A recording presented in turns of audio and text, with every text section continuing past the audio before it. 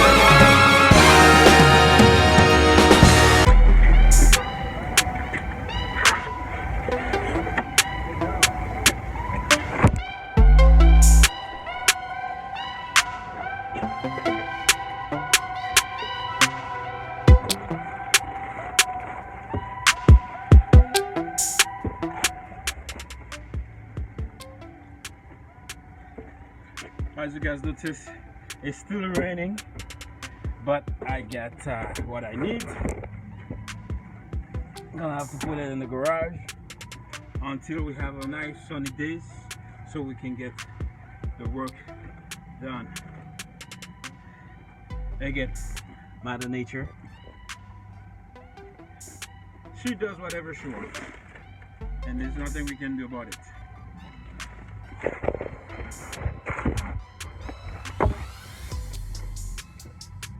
And I also got the place in.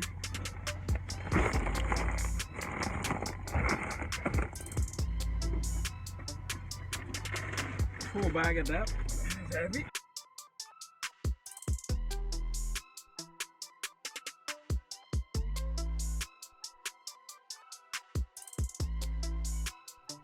Yes, it's your boy JMA. Welcome back, guys.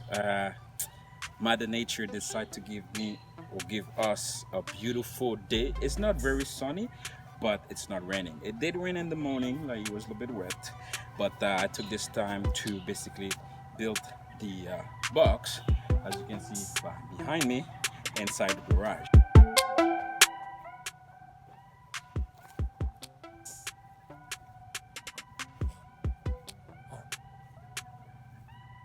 This is a bench, so you can sit on it. So I use this so you can actually open it so the kids can have more space to play, or if parents want to sit, or even them, if they want to sit, they can also sit here. I'm also going to put another seating area there, so when parents. So yeah, it's a good size.